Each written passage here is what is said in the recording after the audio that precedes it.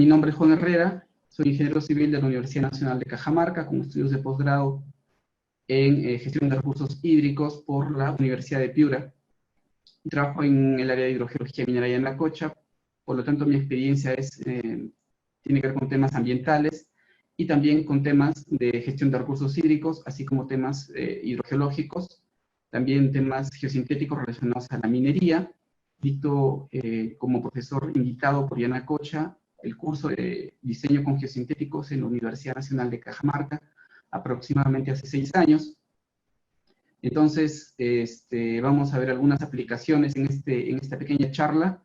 No vamos a profundizar mucho, puesto que tenemos varios temas que cubrir, pero vamos a tratar de contestar también algunas preguntas, así que por favor primero voy avanzando con los temas y al final vamos a dar un pequeño tiempo para cubrir algunas preguntas. Entonces vamos a empezar nuestra charlita.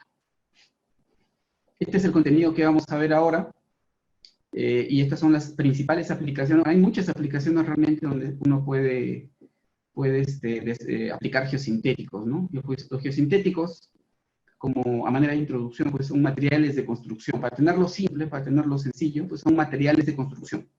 Tal cual construimos con concreto, con acero y otros materiales más, pues los geosintéticos también vienen a ser un importante material de construcción para nuestras estructuras. Entonces, las principales estructuras que pueden ser construidas o en las cuales intervienen los geosintéticos son estas que estamos viendo aquí: muros y taludes, por supuesto muros reforzados, taludes reforzados. Aquí vamos a ver las aplicaciones de refuerzo, las de filtración y drenaje que aplican a muros y taludes. También vamos a ver el tema de carreteras. Aquí en carreteras los geosintéticos cumplen las funciones de refuerzo de la base, también refuerzan al pavimento mismo, también cumplen la función de subdrenaje y también cumplen una función de separación de materiales. Para presas de tierra, los geosintéticos cumplen funciones de filtración, drenaje, también de separación, pero sobre todo filtración y drenaje, que son las más importantes. También hay estructuras de control de erosión. Estas estructuras, pues, disculpen, tienen que ver con estructuras de control permanente, las que constantemente van a estar durante toda la vida útil ahí instaladas, y las temporales, donde básicamente en la época de construcción nada más estas estructuras van a tener un desempeño importante, ¿no? En rellenos y depósitos estamos viendo todo tipo de rellenos, desde rellenos sanitarios, rellenos mineros, rellenos, cualquier tipo de material que rellene, que genere, pues, o que necesite una fundación adecuada y una cobertura, es decir, cuando acabó su vida útil, se tiene que cubrir o reconformar o cerrar la estructura como depósitos o rellenos. Entonces, estas dos características, estas dos etapas, digamos, de la vida de estas estructuras, las vamos a ver. Y para finalizar, estructuras hidráulicas como son pozas reservorios y también canales. Hay muchas más aplicaciones, pero pues estas son las más importantes. He tratado de resumir bastante, así que también me disculpan, voy a tratar de acelerar un poco para poder cubrir todo el temario, ¿no?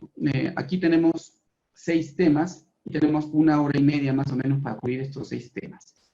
Entonces, vamos a empezar con la primera aplicación, que era, pues, muros y taludes.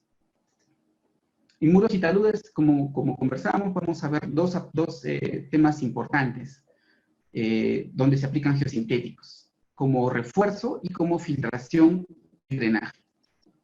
Entonces, como refuerzo, básicamente los muros, hablamos de muros de contención.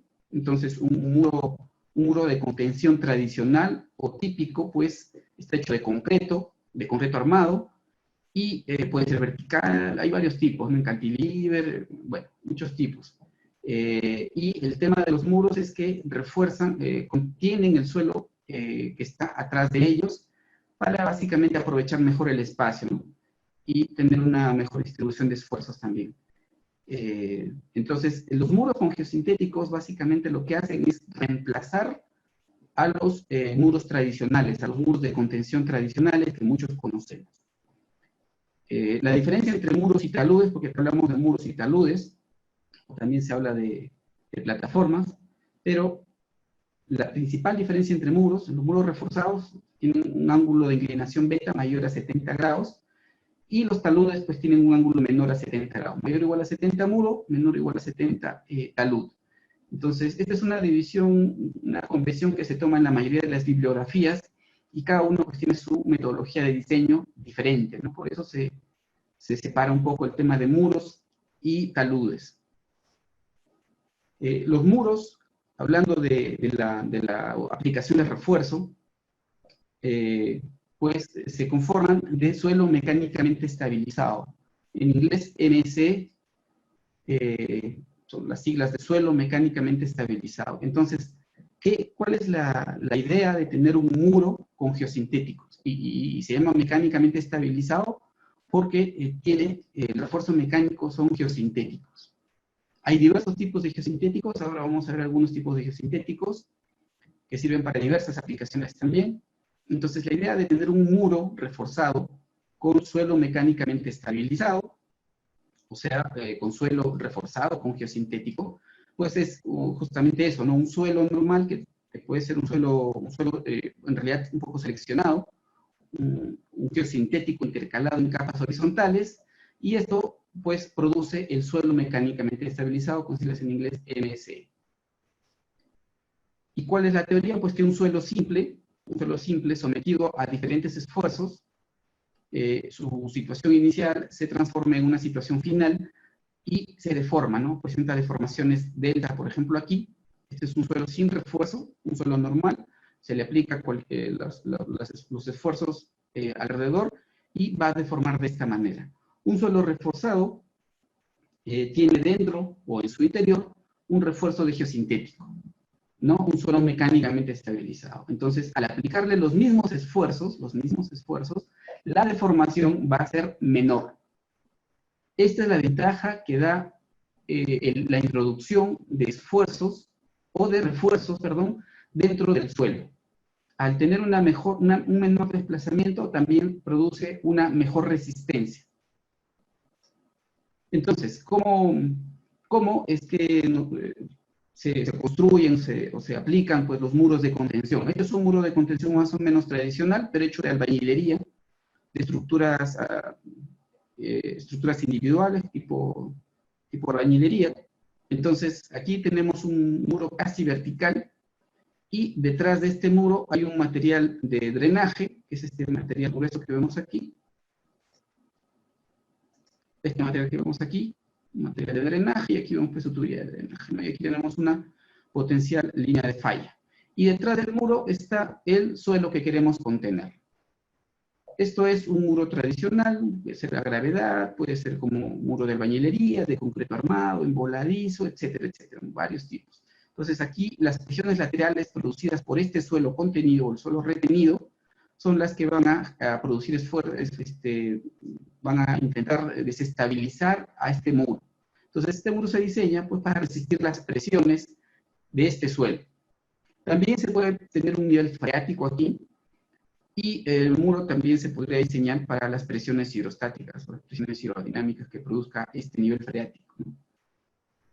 Ahora, los muros de suelo mecánicamente estabilizados son similares. Aquí pues tenemos también el tema de la albañilería, que es el revestimiento frontal. Tenemos un tema de drenaje aquí agregado para drenaje, pero aquí tenemos un suelo seleccionado. Este suelo es el suelo reforzado o MSE, como estamos indicando aquí, ¿no? Estos son muros de suelo mecánicamente estabilizado. Entonces, este es el suelo mecánicamente estabilizado porque aquí, como ustedes pueden ver, en esta zona le estamos agregando un refuerzo de geomalla en este caso. Puede ser un refuerzo de geotextil o un refuerzo de geomalla.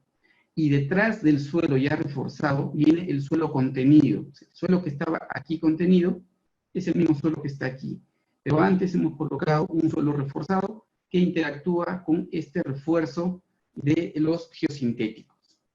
Entonces, esto nos permite ya no construir con un muro de concreto tradicional, porque pues, todos conocemos los problemas que puede traer el concreto armado. Sabemos que es un material muy, muy utilizado, muy versátil, muy útil también, pero también tiene sus desventajas, ¿no? Por ejemplo, el tiempo de fraguado y otros temas más. El costo también, por ejemplo. En cambio, aquí esta construcción con suelo mecánicamente estabilizado, pues es muy rápida y muy económica. Y también es muy flexible. Esto es material, el suelo tradicional, del muro de contención tradicional, pues es un material rígido. Este material es flexible, entonces puede soportar esfuerzos transmitiéndolos dentro de su propia flexibilidad. Entonces, la idea aquí del muro de contención con geosintéticos o suelo mecánicamente estabilizado es colocarle geosintéticos dentro del suelo para que mediante fricción, este muro provea el refuerzo suficiente para que contenga el suelo detrás de él. Esa es la idea de un muro. Aquí tenemos algunos ejemplos de muros de contención. Como ustedes pueden ver, son muros bastante altos. Este muro es tipo envolvente. Ustedes pueden ver aquí una especie de costalitos, ¿no? Pero son envoltorios con los que se ha construido este muro. Este es el tipo envolvente. Entonces aquí tenemos una sección, pues aquí no parecería un muro de contención de geosintéticos, ¿no? Pero vemos que en su estructura tiene justamente esa forma de colocarle los geosintéticos. Entonces aquí tenemos geomallas, esta es una geomalla, envolviendo al muro, y también tenemos una geomalla aquí, el centro de la capa, funcionando como anclaje y como fricción dentro del suelo reforzado. Entonces, esta estructura puede generar muros verticales, incluso muy verticales o casi verticales, con ángulos beta mayores a 90 a 70 grados, hasta 90 grados, ¿no? Entonces, su construcción básicamente es colocar media capa de este material seleccionado, este suelo seleccionado, compactar, colocar el geosintético encima a modo de envoltorio, colocar nuevamente el geosintético inferior, compactar la media capa siguiente, y en forma de envolvente y de compactación se van construyendo las siguientes capas. Entonces, dependiendo de la altura del muro, pues de la longitud del muro también, esta construcción es bastante sencilla. Este es el muro tipo envolvente. Ya vamos a ver también algunos tipos de muros. Aquí también nuevamente ejemplos de cómo quedaría ya para el tema estético y paisajístico, pues el acabado final de un muro de este tipo. Entonces, los muros en general, los muros de contención, pueden ser de suelo mecánicamente estabilizado, pueden ser de estos tipos, pueden ser paneles de revestimiento con refuerzo de tiras metálicas, o sea, no solamente podemos reforzar con geosintéticos, sino también con tiras metálicas, es decir, con cintas planas de metal. Pero como el curso pues, es de geosintéticos, este tema no lo vamos a ver, por supuesto. También se puede reforzar con paneles de revestimiento con malla de alambre metálico. En lugar de ponerle tiras metálicas, le ponemos una malla de alambre dentro del suelo en capas también, de forma similar a lo que habíamos visto con geosintético, ¿no? También se puede construir muros de este tipo. Son formas alternativas de construcción a los muros de contención tradicionales.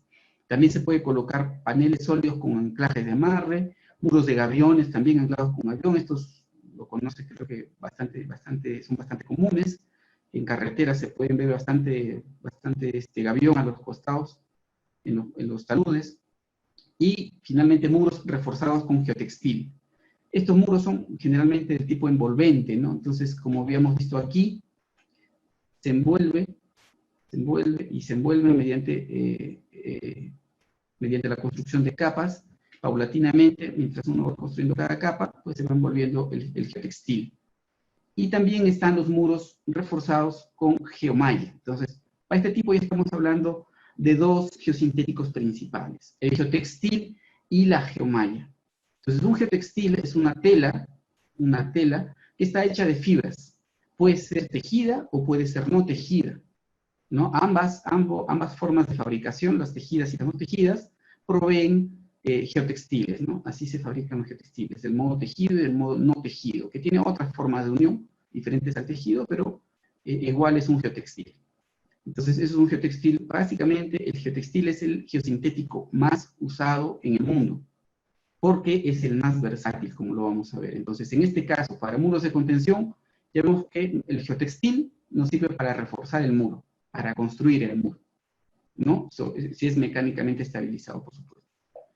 Pero también podemos construir muros con geomalla. La geomalla básicamente lo que hace es reforzar el muro.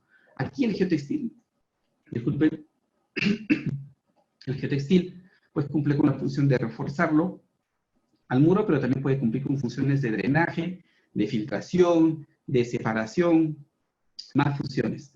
Aquí la geomalla únicamente cumple con la función de reforzar el muro.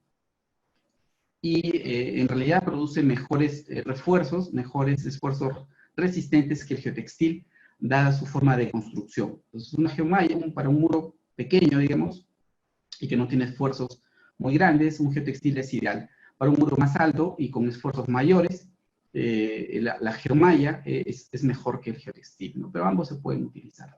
Entonces, con geomalla se pueden construir muros envolventes también como los geotextiles, pero también se pueden colocar revestimiento con bloques de albañilería, como veíamos en el primer ejemplo.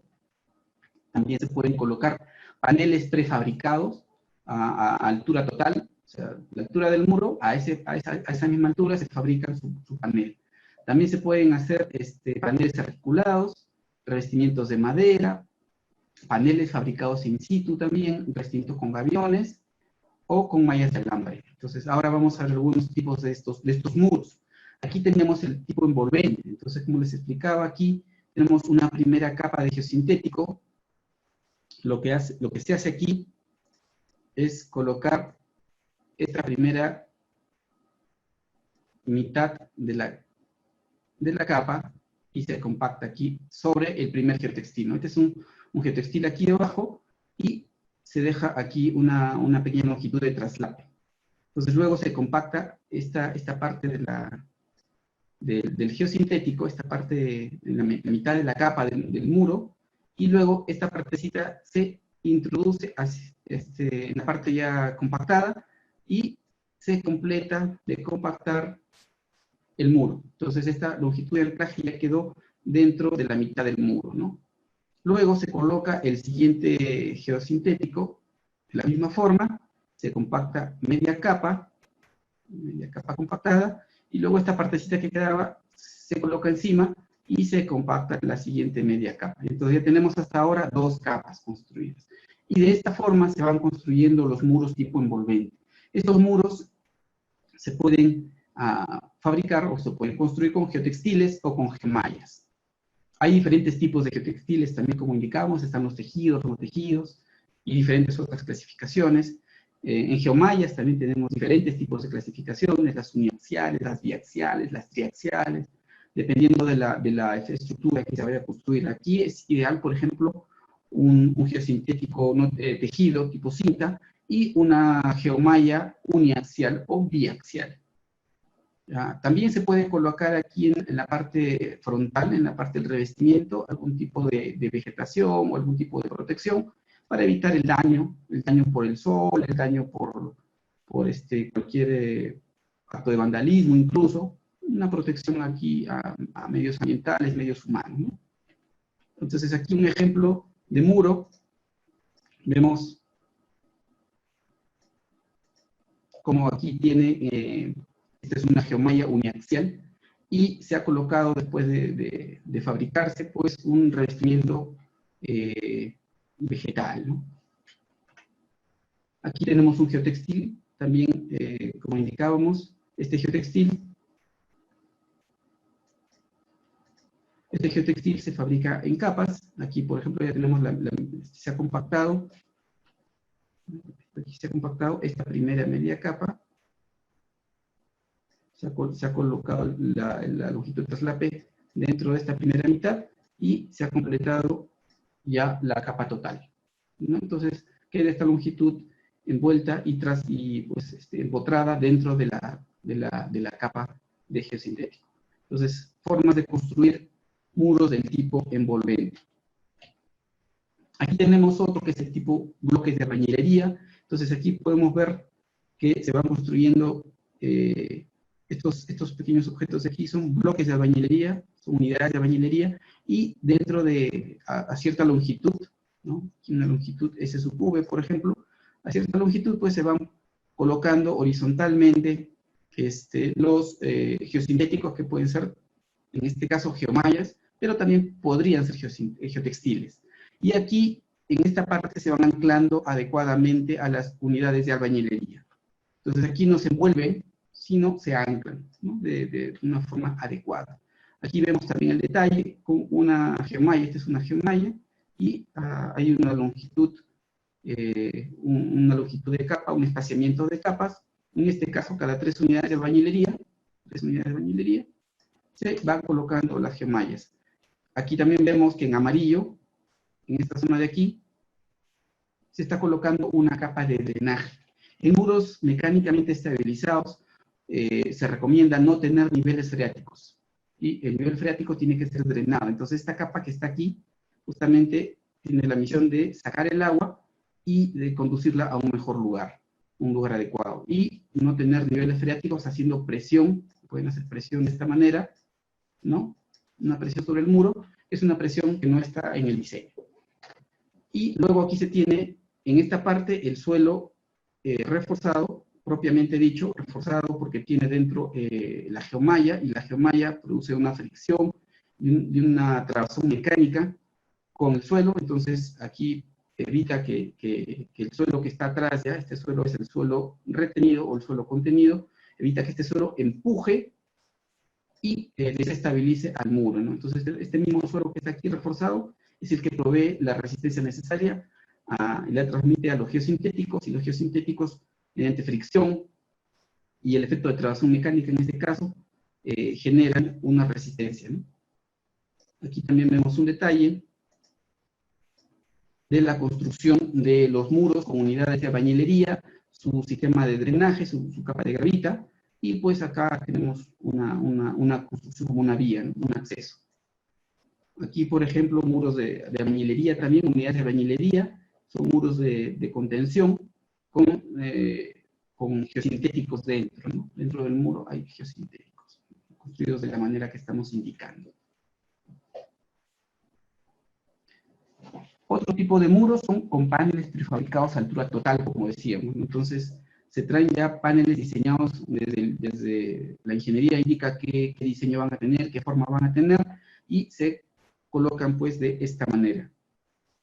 Aquí están los paneles prefabricados que se traen ahora ya con la altura definitiva, y dentro, vamos a ver acá nuevamente, en esta cara del muro pues tenemos que se van a colocar geomallas en este caso, ¿no? Geomallas se tienen, no sé si se nota aquí un poquito, vamos a poner, a esta altura más o menos hay geomallas, un lugar para anclar las geomallas. Entonces, una vez que están instalados estos paneles, se colocan las geomallas y se va colocando el suelo compactado en capas también. Entonces, se provee una estructura de este tipo. Tenemos un revestimiento a altura total del muro, que es este, y se anclan pues las geomallas aquí, ¿no? Este sí se estila construir netamente de geomallas, aquí no se estila mucho geotextil, puro geomalla. Entonces se colocan aquí las geomallas y luego se va compactando en capas, paulatinamente, desde abajo hacia arriba, y se tiene ya el muro de contención con un suelo mecánicamente estabilizado construido, en este caso con paneles prefabricados a altura total.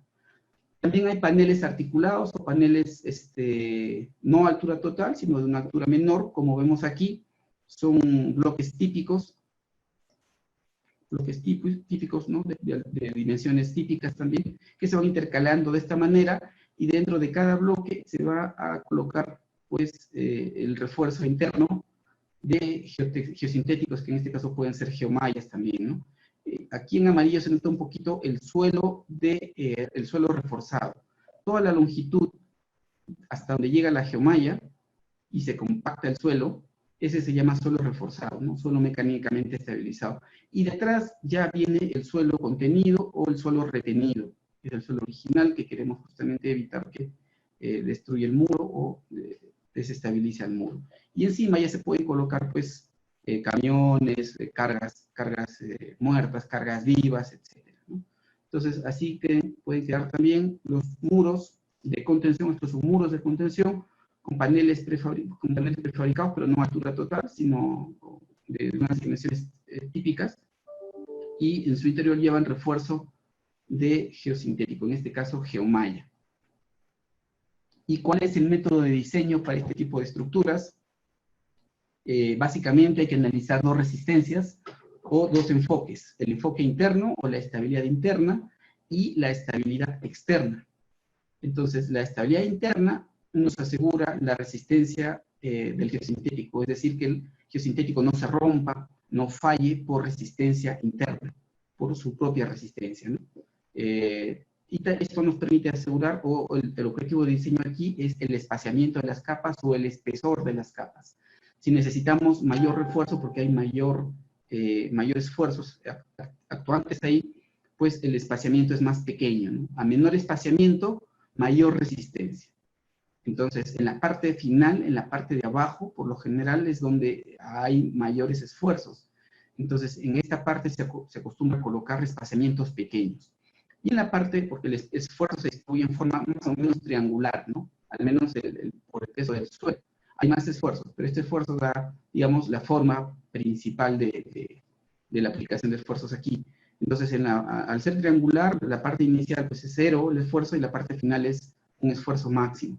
Entonces, los espaciamientos arriba son grandes y los espaciamientos abajo son pequeños. Luego, también hay que analizar que tenga una resistencia al anclaje suficiente. Esto nos da la longitud de las capas. Y luego analizar la resistencia de la conexión, ¿no? Para evitar, por ejemplo, que en las conexiones que hemos visto o en los muros tipo envolvente, pues se rompa en la parte frontal o se zafe o se salga de la conexión frontal con el geosintético y pues falle el muro ahí, ¿no? Entonces, estas tres consideraciones, la resistencia a la tensión o el espaciamiento de capas, la resistencia del anclaje o la longitud de las capas, y la resistencia de la conexión o la longitud del traslape, o resistencia de conexión también como está aquí, pues nos van a permitir diseñar por estabilidad interna, es decir, que el muro funcione como un todo, como un solo bloque monolítico. Y el segundo enfoque es la estabilidad externa. Aquí se diseña como un muro de contención cualquiera, entonces hay que tener en cuenta pues, la estabilidad al volteo, la estabilidad al deslizamiento y la estabilidad de la fundación. Entonces, tres temas también para garantizar la estabilidad externa de un muro de contención. Es decir, que esta parte nos garantiza que el muro funcione como un bloque y esta parte nos garantiza que ese bloque sea estable a las fuerzas externas, que no se voltee, que no se deslice o que no falle en la fundación. Entonces, dos temas principales que se ven en la metodología de diseño. También hay unos temas misceláneos que considerar, como el revestimiento frontal, ¿no? ¿Qué tipo de revestimiento va a tener el muro? Si va a ser de muros, por ejemplo, de tipo envoltorio, tipo con paneles frontales, también pueden haber muros con algún revestimiento tipo albañilería, etcétera, ¿no?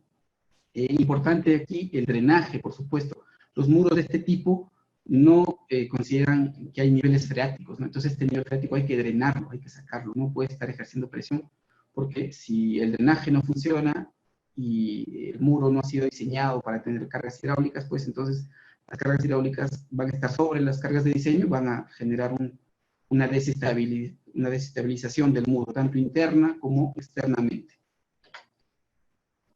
Entonces, para gemallas, por ejemplo, este es el muro tipo con unidades de albañilería, como habíamos visto, no es el muro tipo envoltorio, el tipo envoltorio es muy similar, hay que garantizar la estabilidad interna, o sea que el muro funcione como un bloque monolítico, para lo cual hay que tener en cuenta la resistencia a la tensión del geosintético, es decir, que este geosintético tenga una resistencia a la tensión adecuada. Si tiene una resistencia a la tensión muy baja, pues va a acabar rompiéndose, va a romperse y va a fallar. Entonces, esta unidad de albañilería va a salir de su posición, las fuerzas aquí van a empujar esta unidad de albañilería, pues vamos a poner en el centro, por ejemplo, empuja la unidad de albañilería, entonces esta unidad se desestabiliza, sale de su posición y va a hacer que falle todo el muro. Entonces, la primera resistencia a tener en cuenta, como decíamos, es la resistencia a la tensión. Que este geosintético resista lo suficiente, según el diseño, y que no falle, o sea, no se rompa dentro del muro. Entonces, y esa forma de diseño nos va a dar el espaciamiento. El espaciamiento es el que garantiza una adecuada resistencia a la tensión, o está directamente relacionado con la resistencia a la tensión. Entonces, a menor espaciamiento, es decir, cuando este es menor, bastante pequeño, hay mayor resistencia. Esos son indirectamente proporcionales, están relacionadas de una forma indirecta. Menor espaciamiento, mayor resistencia. ¿Ok? Entonces, eso es la primera consideración. La segunda es la longitud de las capas, ¿no? Entonces, aquí vemos esta longitud L, que tiene que ver con la resistencia al anclaje. Como habíamos indicado, estos muros funcionan por resistencia a la fricción. Entonces, aquí el suelo reforzado con el geosintético, tanto por arriba como por abajo, van a estar friccionándose. Y en geomallas, las geomallas tienen espaciamiento suficiente como para que entre ahí el material de refuerzo, el suelo de refuerzo que estamos indicando, penetre dentro de sus aberturas y genere una trabazón. Entonces ahí una fricción adicional todavía, una resistencia al corte adicional. Entonces, esa resistencia al anclaje o resistencia al corte es la que nos va a dar la longitud. A mayor longitud, mayor resistencia. A longitudes pequeñas, pues una resistencia menor. Y la última resistencia era la resistencia de la conexión, es decir, que no falle pues aquí en este caso en las unidades de albañilería, ¿no? en su revestimiento frontal. Y si son del tipo envoltorio, pues que no se rompa en la parte frontal, ¿no? Por ejemplo, de repente por alguna acción humana, antrópica, sabotaje, vandalismo, pueden cortar y falla, entonces empieza a fallar todo el muro. Entonces, pero hay que protegerlo. Por ejemplo, aquí no hay problema de sabotaje porque las conexiones son internas, y en muros de tipo envoltorio, pues se puede proteger la parte frontal del muro con algún tipo de revestimiento o vegetación, tema orgánico. Entonces, 3 temas, como decíamos, que hay que revisar y considerar en el diseño. Y para la estabilidad externa, también 3 temas: resistencia al volteo, es decir, que el muro no se voltee porque las fuerzas de repente son muy, muy fuertes. Hay que considerar aquí momento resistente, momento actuante. Entonces hay que medir aquí todas las fuerzas, calcular todas las fuerzas y que producen momento, ¿no? Entonces aquí necesitamos un factor de seguridad al volteo mayor o igual a 2. Deslizamiento, que no hay una suficiente fricción en la base y que las fuerzas horizontales pues vayan a desplazar al muro completamente. Entonces eso hay que tener cuidado entonces en la fricción en la base. Y se requiere aquí un factor de seguridad mayor o igual a 1.5. Y resistencia a la fundación, hay que cuidar que la fundación no se desestabilice, o sea, tenga la suficiente capacidad portante para resistir la carga del muro. Entonces aquí también se necesita un factor de seguridad mayor o igual a 2. Aquí también hay que analizar el peso del muro y el área en la que está actuando, ¿no? Para tener una resistencia, un esfuerzo resistente y un esfuerzo actuante aquí en la base. Entonces, eso es básicamente el tema del diseño, y en el curso que se va a dictar con CERSA, yo estoy a cargo del curso también, diseño con geosintéticos, vamos a analizar y calcular cada una de estas resistencias, tanto las resistencias para la estabilidad interna como para la estabilidad externa, con muros de contención de este tipo. Vamos a desarrollar hojas en Excel para que podamos entender paso a paso cómo se analiza este tipo de muros, y también vamos a desarrollar software, vamos a realizar algunos softwares para verificación si estos muros están bien diseñados, ¿no? Eso es cómo los geosintéticos refuerzan a un muro y también a un talud. Básicamente la lógica es la misma en muros y taludes. Ambos tienen un poco de diferencia en la metodología de diseño, pero la lógica hasta ese punto es prácticamente la misma. Hay que garantizar las resistencias en ambos casos, tanto externas como internas. Ahora vamos a revisar muros y taludes también, pero desde el punto de vista de filtración y drenaje.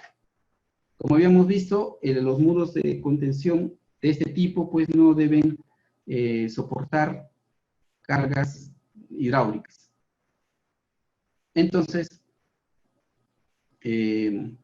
necesitamos que en los muros de contención tengan su sistema de drenaje, ¿no? Entonces tengan un sistema de drenaje. Mucha experiencia, en realidad más de 20 años, donde se han ido diseñando muros de contención de este tipo, en Norteamérica y en Europa sobre todo, donde inició este tema de construir muros de este tipo, Pues hay mucho análisis ya, y como indicaba, no se diseñan para presiones hidrostáticas. Por lo tanto, hay que construir un sistema de drenaje. Entonces, esto también puede servir incluso para muros de contención tradicionales, no solamente con suelo mecánicamente estabilizado, sino también de concreto. A veces sí se diseñan, pero esto produce un esfuerzo, un diseño mayor, unas dimensiones mayores del muro, por lo tanto costos elevados. En cambio, es decir, considerar presiones hidrostáticas aquí encarece el diseño, encarece la obra. Y si drenamos el agua, entonces estas dimensiones pueden ser menores, el costo puede ser menor, simplemente colocándole un buen sistema de drenaje. Entonces aquí tenemos, por ejemplo, una arena que funciona como drenaje.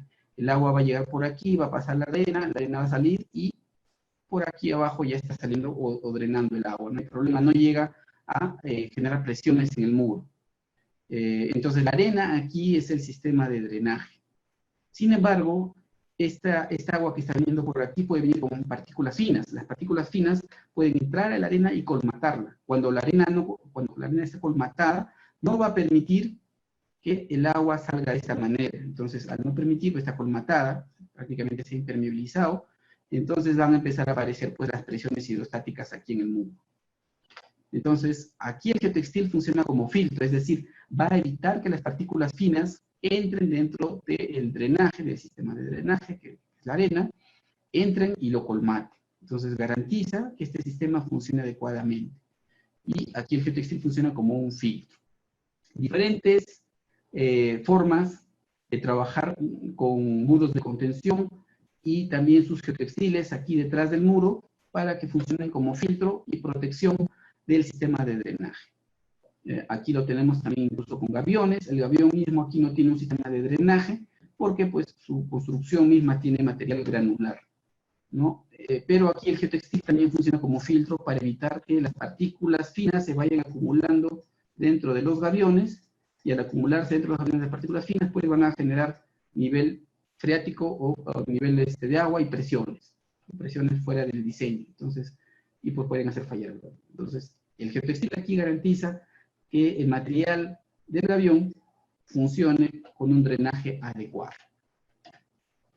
Aquí algunos ejemplos de construcción. Esto es un geotextil que se está colocando aquí, y aquí pues material de drenaje, y aquí el geosintético como filtro, y aquí un drenaje de salida, una tubería de drenaje de salida.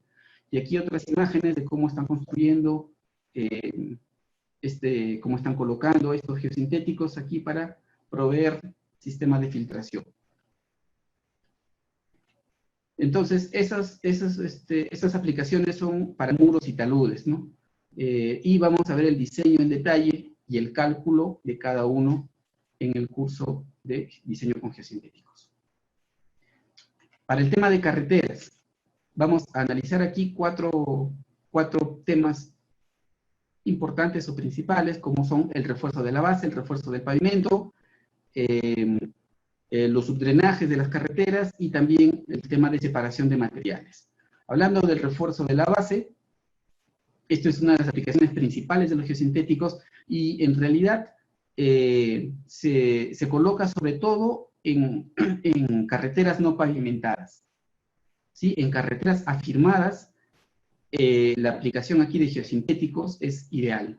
Su objetivo es introducirlo o ponerlo en carreteras no pavimentadas. También se puede colocar en carreteras pavimentadas, sí se puede, pero ahí el objetivo cambia. Ya no sería un objetivo de refuerzo, sino sería un objetivo más bien de separación o de proveer un drenaje, una filtración adecuada.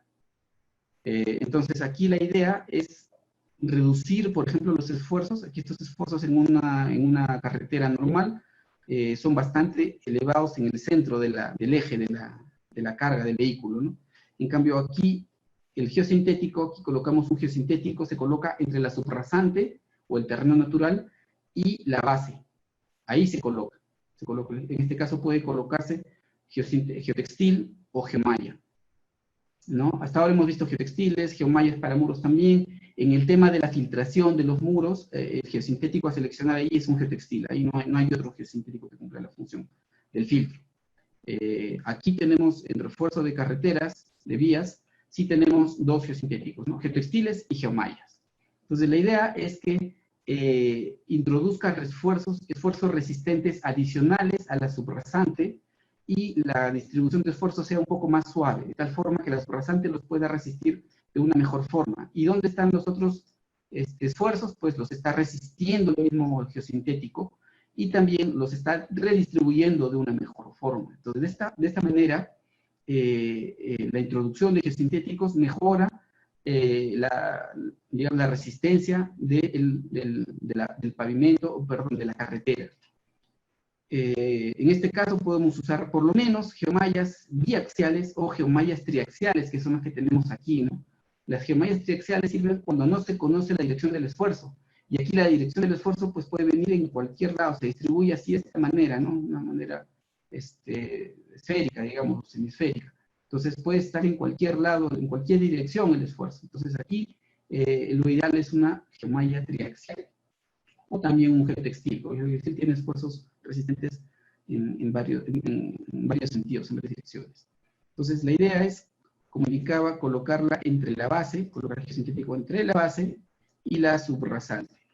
Aquí entonces, geosintético. ¿Y cuál es el objetivo de diseño, o en realidad la mejora vista ya en términos prácticos? Pues la mejora es la reducción del espesor de la base. Al tener una mejor resistencia y una mejor distribución, necesitamos una base más delgada. ¿Por qué? Porque en la forma tradicional de construir carreteras, la base cumple función estructural. La base es la que complementa o redistribuye o soporta los esfuerzos transmitidos por los vehículos hacia la subrasante. Si no tuviéramos la base, los vehículos están sobre la subrasante, van a producir estos esfuerzos. Si la subrasante es mala, pues inmediatamente no va a resistirla y se va a hundir. Se va a producir acá un agüellamiento, ¿no? Pero para evitar eso, se refuerza la subrasante mediante una base, por ejemplo, o una capa estructural aquí, ¿no?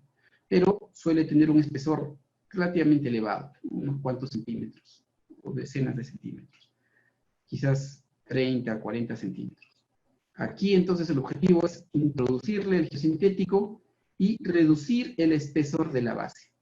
Esa es la vista práctica. ¿Y qué es la ventaja de geotextiles? Es que nos permiten ahorrar hasta un 30% de espesor de base. Y también en geomallas entre un 30 y 50 de ahorro en espesor de base. Esto pues es ahorro en construcción, ahorro en costo de proyecto, también ahorro en cantidad y consumo de material. Esto es una ventaja ambiental, ¿no? Ambientalmente, pues, las canteras son difíciles de conseguir en lugares cerca de la obra, y la explotación de canteras también representa un impacto ambiental. Entonces, al reducir estos materiales, estamos contribuyendo con una reducción del tema de impacto ambiental ahí. Entonces, los objetivos, como decía, de la introducción, pues, es mejorar la resistencia de la fundación o de la subrasante. Entonces, la subrasante, si tiene un CBR menor a 1, el geosintético que se le agregue cumple una función de refuerzo. Y si tiene un CBR mayor o igual a 3, va a tener una función de separación. Entonces ya no va a resistir, no va a necesitar refuerzo, porque va a tener un refuerzo suficiente, pero sí va a cumplir función de separación. Es decir, va a evitar que los materiales de la base y la subrasante se mezclen. Y esto también es bastante importante, porque muchas de las fallas en las carreteras no es porque se tenga muy poca base, se haya colocado muy poca altura de base. Muchas fallas se producen porque el material de la base empieza a mezclarse lentamente con el material de la subrasante. Es decir, estos materiales empiezan a mezclarse. Entonces, al mezclarse, estos materiales pierden la función. La subrasante cumple una función y la base cumple también su función. Entonces, al mezclarse los materiales, pierden la función para la que han sido previstos. Entonces, ese es el tema de separación. Hay que mantener los materiales en su lado. Y en este caso, pues, cuando el CBR es mayor a 3, se cumple básicamente esa función. Y cuando el CBR es menor a 1, la función ahí es inmediatamente de refuerzo. Y cuando está entre 1 y 3, es una función intermedia que se llama estabilización, ¿no? No es ni refuerzo ni separación, sino algo intermedio. Esto es básicamente para geotextiles. Para geomalla hay mecanismos que son los que refuerzan, que es el efecto membrana. Este efecto membrana permite incrementar la resistencia de la subrasante. Y básicamente el efecto membrana se refiere a que yo voy a transformar una carga vehicular vertical en una carga horizontal. Esto se produce en las carreteras, ¿no? Entonces, una carga tipo vertical se va a transmitir de esta manera dentro del refuerzo y finalmente aquí va a llegar como carga horizontal. Entonces, estos geosintéticos resisten muy bien las cargas horizontales o las tensiones. Entonces, ahí está el aporte de resistencia de una geomalla o un geotextil, ¿no? En el efecto membrana, es decir, cuando los esfuerzos verticales se transforman en esfuerzos horizontales y los esfuerzos horizontales son muy bien resistidos por los geosintéticos como geotextiles y geomallas. También proveen las geomallas sobre todo confinamiento lateral, es decir, evita que el material se desplace al costado. Eso también es un fenómeno que pasa en las carreteras cuando el vehículo pasa sobre la base. Entonces, si las bases no están, es una carretera no pavimentada, entonces va haciendo presión y va a generar que el material se vaya desplazando hacia los costados. Y va a desplazándose y desplazándose el material a los costados, de tal forma que aquí empieza ya a fallar la vía. Empieza a fallar la carretera. Entonces aquí las geomallas proveen un confinamiento lateral, es decir, evitan que los materiales se muevan a los costados, los mantienen en su lugar. ¿Y por qué? Porque genera un efecto de trabazón mecánica, como indicábamos hace un momento. La conformación, la estructura de la geomalla, pues provee unos espaciamientos dentro de ella que permiten que el suelo se introduzca en estos espaciamientos y ya no se mueva. Entonces, este mecanismo de confinamiento lateral, por ejemplo, aquí el suelo se introduce en estos orificios, ¿no?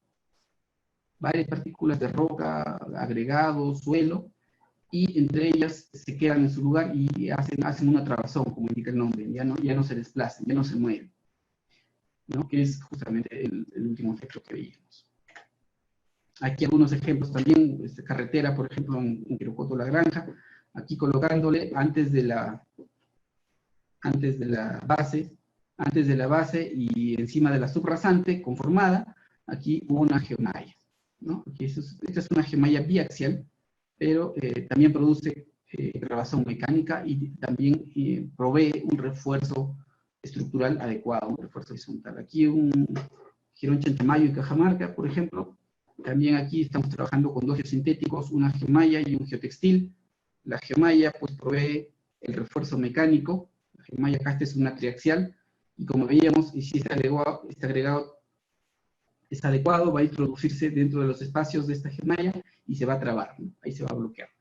Y debajo un geotextil que provee ya no de repente función de refuerzo como esta geomalla, porque esta geomalla ya lo está proveyendo, sino como decíamos la función de separación, aquí, para evitar que este material se combine, se mezcle con el material de la subrasante y falle la carretera, ¿no? Aquí también, por ejemplo, vemos esto es en Chile, solo pantanoso, y se está mejorando con geomallas, ¿no? Aquí una geomalla, esta es una geomalla biaxial. Luego de colocarle la geomalla, pues tenemos, y el material adecuado encima, ya tenemos una vía lo suficientemente estable para que transiten vehículos. Esto también es usual en los caminos de acarreo. Esto es en Yanacocha, caminos de acarreo, o sea, de camiones gigantes. Estamos hablando de los famosos Holbach, que en realidad se llaman camiones gigantes, no puede ser diferente marca. Aquí se han colocado entre la fundación y la base, pues geosintéticos para reforzar el suelo. Aquí estamos viendo cómo se está expandiendo el material de la base y finalmente queda construida la vía de esta manera. Este es un camino de acarreo, un camino gigante. Y luego pues los camiones gigantes sobre ese camino. Esto ha mejorado bastante el tema de usaje y utilización de las vías, ¿no? Entonces aquí las vías ya no fallan tanto por refuerzo ni por lluvias, y los camiones pueden transitar de una mejor manera. También es un tema de seguridad, evitamos accidentes de esta manera al mantener las vías en condiciones adecuadas. Aquí voy a leer una pregunta. Pamela Canales pregunta qué composición tienen las geomallas. Todos los geosintéticos en general se fabrican de polímeros. Nosotros conocemos a los polímeros como plásticos, en términos, digamos, coloquiales, pero en realidad un polímero tiene un concepto más amplio, ¿no? El plástico es un subtipo de un polímero. Básicamente, para términos, términos comerciales, términos coloquiales, como decíamos, pues están hechas de plástico, por la gran mayoría. También hay geosintéticos que tienen componentes orgánicos dentro de su composición, por ejemplo, las biomaltas, ¿no? Las biomaltas, como su nombre lo dice, tienen un componente orgánico, por ejemplo, fibra de coco que se teje y se entrelaza. Y son biodegradables, ¿no? Son temporales también, por lo tanto. Entonces se estabiliza el talud y luego de que las plantas han enraizado, pues este material orgánico se desintegra y finalmente queda un talud con plantitas, ya sin ningún rastro de geosintético, porque este material, como decía, es biológico, entonces se degrada, no hay problema. Entonces, pero la gran mayoría, esto es un caso puntual solamente, pero la gran mayoría están hechas de plástico para términos prácticos, ¿no? En específico, polietileno y polipropileno.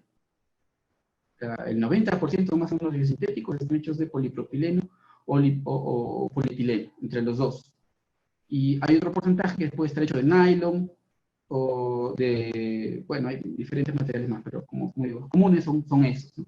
En el curso de geosintéticos que dictamos, precisamos bastante también, hay un capítulo, un módulo, que tiene que ver con la fabricación y los materiales, porque es importantísimo saber qué materiales se están construyendo, con los que están fabricando un geosintético, ¿no? La resistencia de estos materiales y también las características, no resistencia mecánica necesariamente, sino también resistencia química o resistencia ambiental, porque la radiación ultravioleta es uno de los grandes enemigos de los geosintéticos. Ok, aquí me están consultando Wilton Bailón sobre las geoceldas. Las geoceldas básicamente no las vamos a ver aquí, pero las geoceldas cumplen un tema de estabilización de taludes. ¿Sí? Es un tema de estabilidad de taludes. Se colocan en un talud y luego se rellenan con suelo. Entonces, y luego se pueden anclar pues, en la parte superior, ¿no? Entonces, estas proveen un talud adecuado, estable, para que puedan incluso sembrarse vegetación encima, pueda conformarse un terreno de una forma más estable, ¿no? Básicamente es también sirve como un tema de estabilización de carreteras. Tenemos un video, bueno, no está aquí, pero en el curso tenemos un video donde se muestra la construcción de una carretera con geoceldas. También se puede, también es una aplicación de las geoceldas, ¿no? Entonces, desde la estabilidad de taludes hasta construcción de caminos.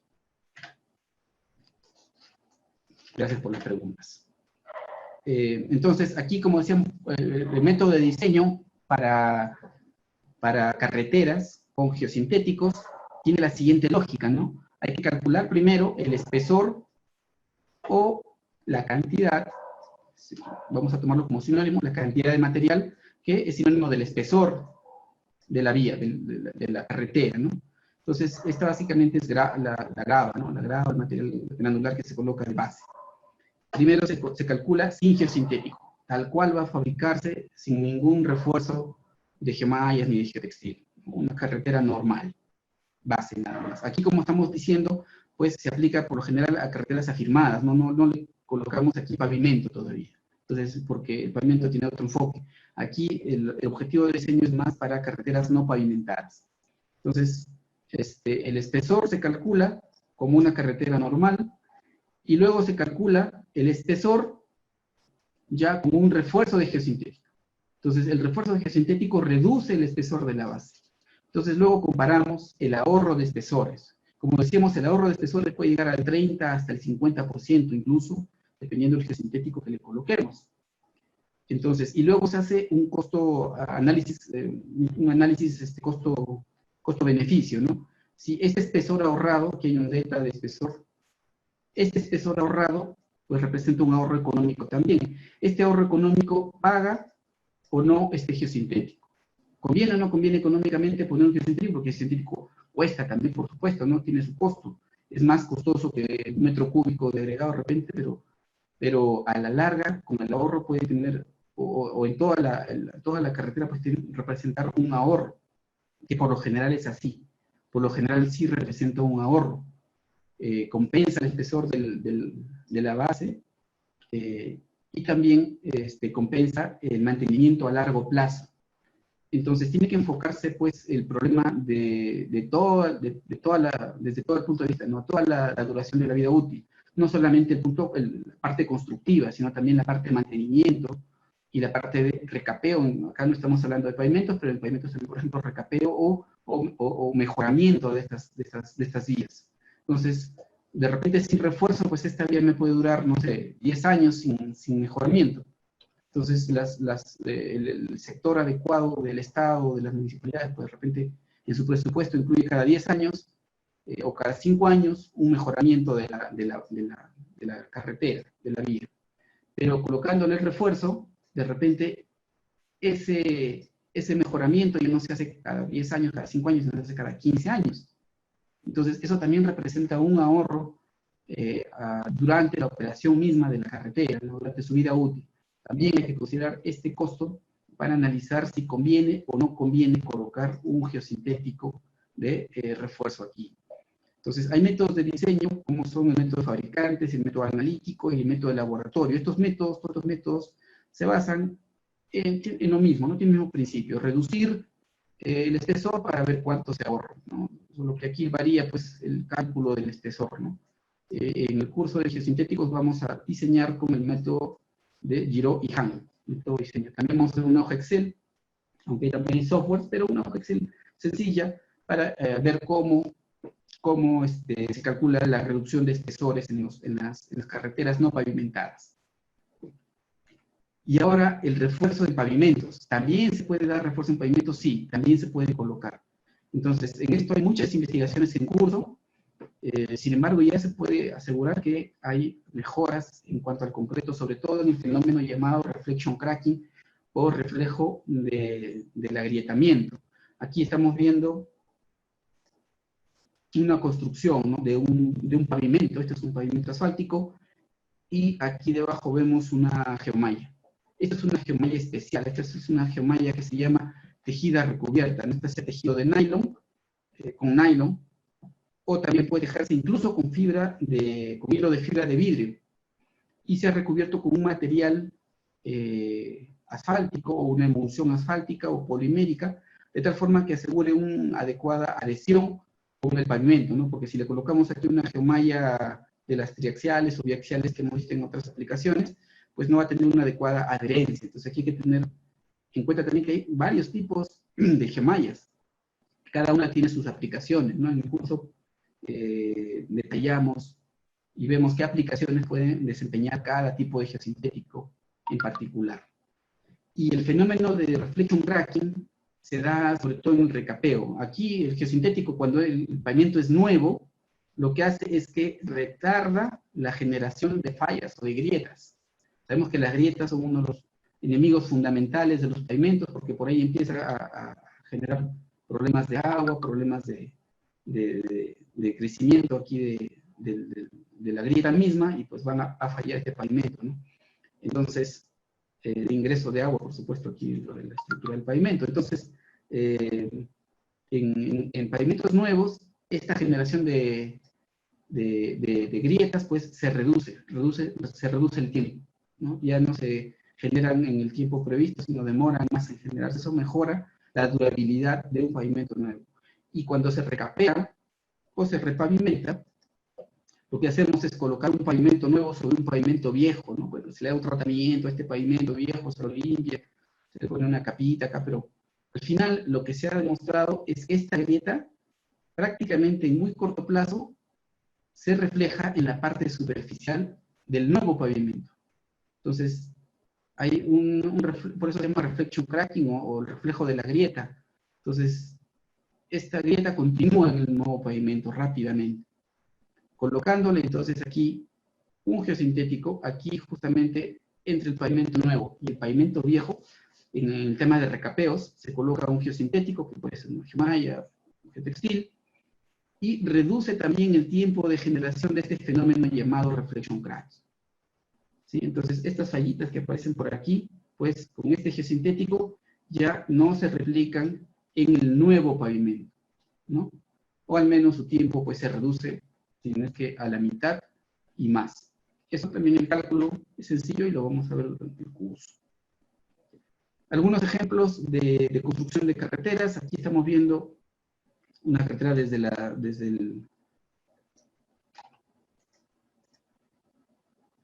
esta carretera es en Iquitos, carretera Nauta, desde la subrasante, cómo se coloca en la base, aquí le están colocando en la base, entre la base y la subrasante, y también le están colocando en el pavimento, ¿no? Aquí la pavimentadora, y finalmente queda una vía pavimentada. Entonces aquí en dos momentos están colocando la geomalla. Aquí también, en la carretera Tarma-Jauja, como vemos en un material malísimo, por ejemplo, la geomalla y aquí geotextil en la base y también finalmente queda así pavimentada la carretera. En una carretera pavimentada se puede utilizar tanto en la base como en el pavimento mismo, ¿no? En ambas cosas. En una carretera no pavimentada, pues lógicamente solo en la base, ¿no? Entre la base y la subrasante. Aquí también en la interoceánica, más utilización de geomalla en la base, y también vemos aquí cómo se está colocando la geomalla en ya la pavimentación. En carreteras también tenemos el tema de los subdrenes. Los subdrenes que se colocan al costado de las carreteras, aquí vemos subdrenes, tienen la función pues de controlar el nivel freático. Este nivel freático es enemigo también de las vías, ¿no? Aquí el agua entrando a la estructura de la carretera la va a dañar, va a provocar que el material se empiece a mezclar de la base con la subrasante, va a generar, digamos, un efecto lubricante entre los agregados, va a producir ahí un daño en la carretera misma, en la vía. Entonces, lo que se hace es colocar subdrenes a los costados para controlar este nivel freático. Entonces, el nivel freático ya no llega hasta arriba, sino se ve controlado por estos subdrenes. El subdren básicamente es la gravita. Es la gravita que está colocada, un material granular que está colocado a los costados. Pero, ¿qué pasa? Que el agua circulando pues, puede traer finos y lo colmata. Colmata el subdren, entonces el subdren colocado ahí ya no sirve para nada, como si no coloca nada, y nuevamente el nivel freático empieza a subir por aquí y va a dañar, a interactuar, dañando la carretera. Entonces, hay que evitar que estos subdrenes se colmaten. Por lo tanto, colocamos en este caso un geotextil como filtro. Aquí el geosintético cumple la función de filtración. Y en este caso únicamente se aplican geotextiles. Entonces el geotextil va a evitar, justamente va a retener los finos y va a dejar que pase el agua. Esa es la lógica de un filtro, que retenga los finos aquí y deje pasar el agua hacia adentro, de tal forma que el drenaje pueda funcionar durante toda su vida útil.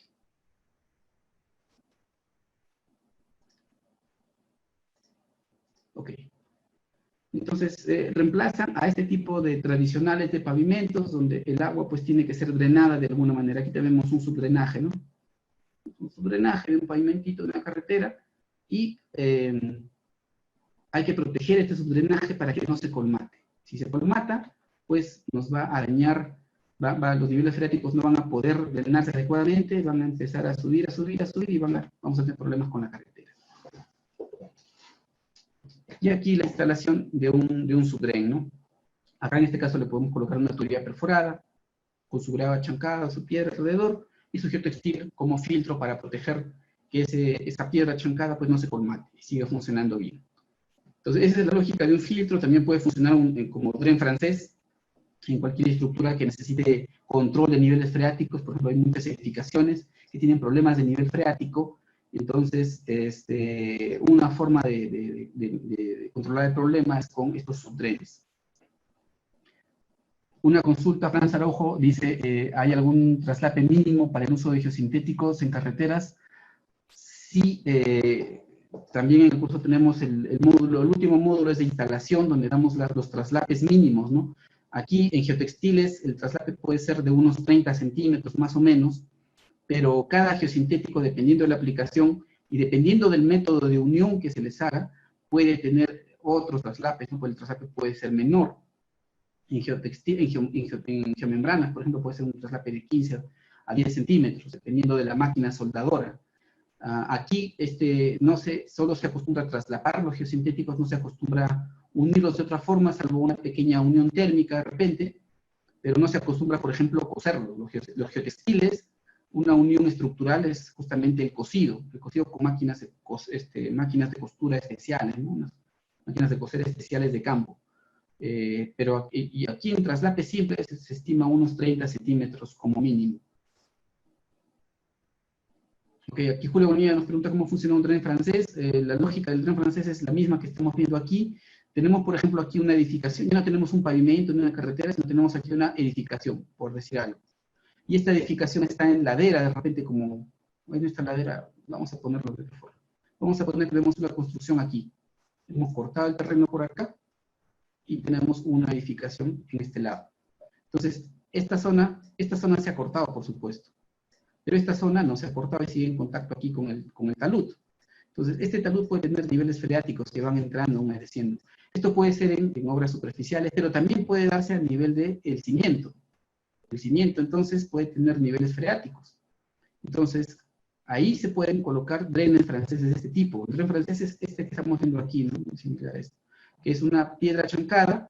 La piedra chancada va a hacer que el agua fácilmente circule y en el fondo podemos tener una tubería perforada que lo va a conducir a otro lado, un lugar que ya previamente se haya previsto, de repente a una cuneta, a la carretera. Si es una edificación, pues se podrá conducir, de repente incluso se tiene que bombear si está en una cimentación, o si está al costado de una edificación, simplemente aguas abajo, se deja que ocurra una cuneta o a la carretera, o a la vía, ¿no? O a una fuente natural, porque es básicamente agua de lluvia, o agua freática. Entonces, la idea es que el nivel que antes estaba por aquí, por ejemplo, inicialmente su nivel estaba por aquí, ¿no? Lo vemos aquí, estaba su nivel. Con el tren francés se controla de esta manera, porque lo que va a hacer el agua es entrar, y va aquí como el gradiente la transmisibilidad es bastante alta, mucha más transmisibilidad que al costado, es más permeable, este material de agarrar más permeable, entonces el agua circula más fácilmente. Al circular más fácilmente, ya no se acumula, ya no genera este nivel, sino simplemente sale por la parte baja. Entonces, en la parte baja se mejora incluso dándole una conexión, una colección con una tubería perforada y se conduce a otro lado. Entonces, esa es básicamente la lógica del drenaje. Entonces, aquí tenemos varias secciones de subdrenes. Como decíamos, aquí mencionamos el traslape, pues aquí un traslape mínimo de 30 centímetros. Y la misión aquí es filtrar y evitar que la grava que está aquí, como parte del dren, se colmate de finos y cuando se colmata de finos, el agua ya no circula. Ya no circula y tenemos otra vez el problema de tener niveles altos. Cuando la grava está sin saturarse, o sea, sin colmatarse, perdón, pues el agua se va hacia la tubería. También tenemos otra forma de construcción aquí, diversas secciones, ¿no? Voy a tener que avanzar un poquito para que nos dé el tiempo. También hay los famosos pavimentos drenantes, que se colocan debajo del pavimento, se colocó en Chanchán, por ejemplo, para reducir el tiempo de espera. Cuando hay lluvias fuertes, a veces esperaban hasta 3 días. Con esto esperan unas cuantas horas y ya tienen habilitada otra vez la maravilla, ¿no? La ciudadela.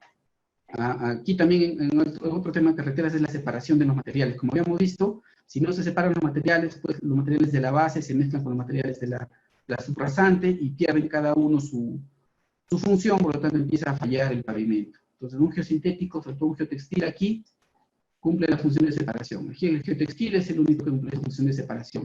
Eso mantiene los materiales cada uno de su lado y los materiales entonces siguen cumpliendo con la función para la cual han sido previstos. Vamos a ver ahora presas de tierra. También podemos aplicar geosintéticos en presas de tierra. Aquí la aplicación principal es en filtración y drenaje. Esto es una presa de tierra, algunas tienen su colación o su núcleo impermeable, otras simplemente son presas de tierra sin núcleo, pero se necesita que los niveles que puedan, aquí por ejemplo vamos a tener un nivel que de repente va a estar saliendo por aquí, ¿no? Aquí también un nivel que de repente va a estar entrando al núcleo por aquí. Si no controlamos estos niveles de agua, pues los niveles van a generar problemas en aguas abajo, en la cara aguas abajo de la presa. Van a empezar a generar de repente socavación, esfuerzos desestabilizantes y la presa va a fallar. Muchos problemas también de tubificación, ¿no? También fallas de presas grandes por tubificación muy peligroso. por tener niveles, por no tener una adecuada separación. Ahí el tema es de filtración más. Aquí entonces lo que hay que hacer es darle un adecuado camino al agua, ¿no? Para que el agua no venga por aquí, sino el agua venga por aquí, y sale a un lugar más adecuado. Entonces, ¿qué se coloca? Pues se coloca aquí un geosintético de drenaje, que puede ser un geotextil. El geotextil sirve nuevamente para el drenaje, para la filtración. Entonces es el geosintético más versátil, sirve para reforzar, para drenar, para filtrar, para separar, sirve para muchas cosas el geotextil. Entonces es el más vendido de los geosintéticos a nivel mundial. Entonces ya con esta, colocando aquí un geotextil, puede ser también una geored o geonet, como lo pueden conocer en inglés, pues sirve para drenar y conducir el agua, ¿no? Esto básicamente es drenaje. En este caso, en el núcleo igual hay que conducir, hay que sacar el agua de la presa. Aquí vemos una sección. Si no tenemos cuidado, pues va a venir por aquí el agua y va a causar fallas por aquí, ¿no? De esfuerzos y esfuerzos peligrosos.